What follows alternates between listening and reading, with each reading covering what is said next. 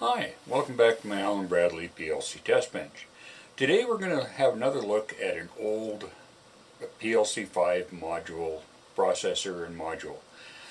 This is the 1785L40L, and the L stands for the local adapter, which is a high-speed I/O link to a remote rack.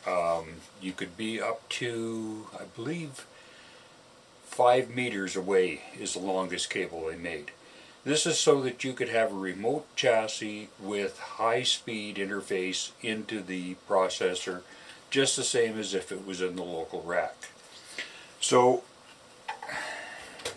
it's been a while since I've had to work with and configure one of these, but I had a customer get a hold of me the other day and he had a problem with one. So I had to get an ALX, which is the adapter module, and I had to remember how to do things. So we'll go through this. I'll pull up closer to the bench with the camera so we can see in close, because your dip switch settings are a little harder to figure out if you haven't done it in a while, and the configuration in the software is kind of backwards in a way, but it does work. So anyhow, I'll just reconfigure here with the camera and be right back, and we'll get at it. Thank you very much. Okay, here we are back. Okay, so here, pretty standard setup. I've got the 540L in a 4-slot chassis, single slot addressing. The adapter is the ALX is in a 4-slot chassis with 2-slot addressing, and I've got it set for channel 7 or for chassis 7.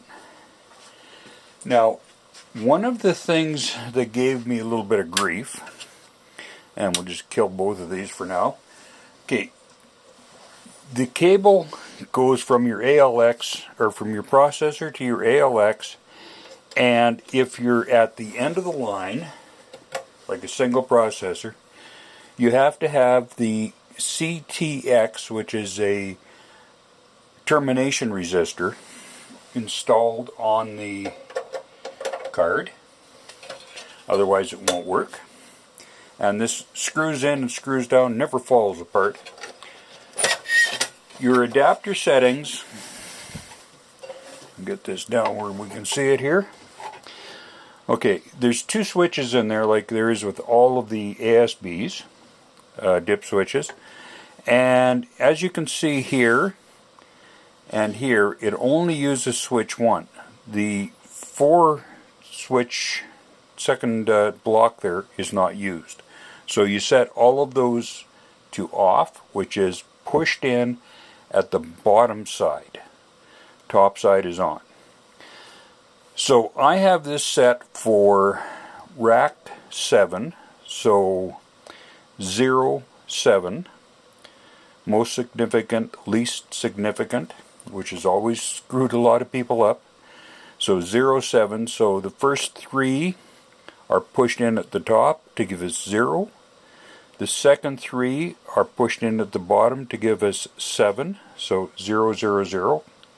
I know it's hard to see, but there we go. So, like I say, the first digit, which is switch 1, 2, and 3, is pushed in at the top. Second digit, all pushed in at the bottom to give us 7. Starting group is 0, which is pushed in at the top, and then the second set of switches are not used. Now, that's the first step. Second step, if we move closer here, is our backplane setting. Now, this took me a couple of tries to figure it out, and I'll just back this up a little bit so you can see the book. Here is the book. This is an original Allen Bradley PLC5 Quick Reference Manual. 1992 version, but highly relevant to this particular setup today. You may want to stop and do a screenshot if you don't have this information and you need it. There it is there. So, looking at our switch in the back, our dip switch in the back, we go from position 1 to position 8, reading through the book. Switch number 1 we have in the off position, which means the outputs in this chassis turn off when there's a fault detected by the adapter. So all your outputs go off, which is the safest way to do it. Switch number 2 is on.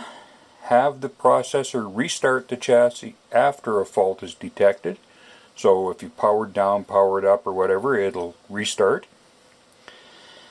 Switch number 3 and 4 are not used, so they're turned off, which is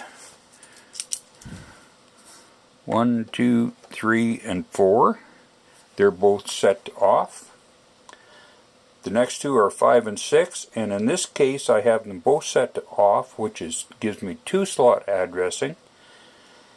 And 7 and 8 are not used, so they're set to off, and that's by what you see right there. Hopefully we can see that. I'll back that up a little bit. There we go. Okay, and the other thing you need to do, depending on what power supply you're using, in this particular case, I'm using a P4S, so in the top here you have your power supply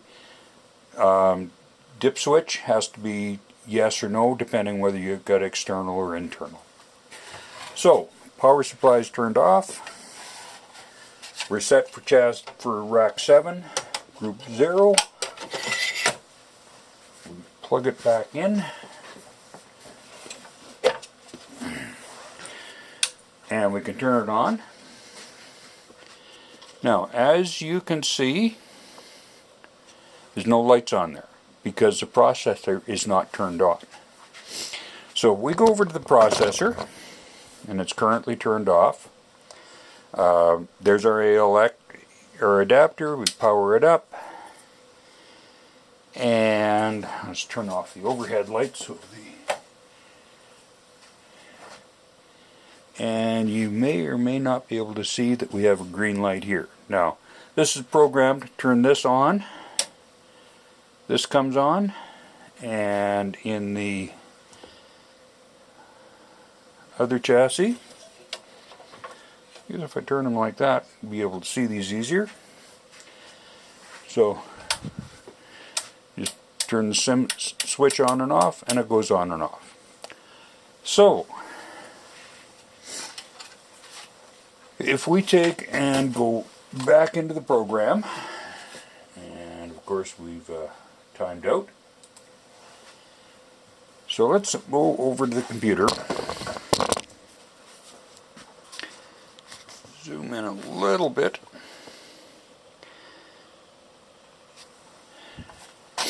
Now, I had a lot of trouble trying to get this thing to configure.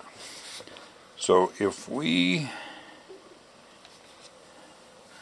go into, I found the easiest way is I went into the I/O configuration screen, and as you can see, there's our processor chassis, and down here on chassis 2, which is our local I/O extension, double click it, and it brings up this box. And okay, so if we go back into program mode, and I go click on that, go delete, apply, OK, and we look over at the, put it back into run mode, and you can see our top light here has gone off. So we don't have anything configured for this. We go back into program mode. It's just easier. And we double click on our local I/O extension. And I'm going to hit auto configure. Now, this is the problem I had before. Auto configure unsuccessful, make sure I/O status file exists. And we know it was working less than 90 seconds ago. So you hit OK. The easiest way, hit add. In this particular case, the box comes up. We're going to go rack 7, group number 0 starting, 4-slot chassis, and we're 2-slot addressing. You have to fill out all of them. Hit OK, hit apply. Takes a half a sec. Say OK, and just go back here to the chassis, and as you can see that as soon as I did the configuration, even in program mode, it's seeing the chassis. And in the chassis, and that's really hard to see, but I'll turn it just a bit. Hopefully it doesn't fall over on us. You can see that is flashing, which means it's configured, ready to run. Take and flip the switch into run mode.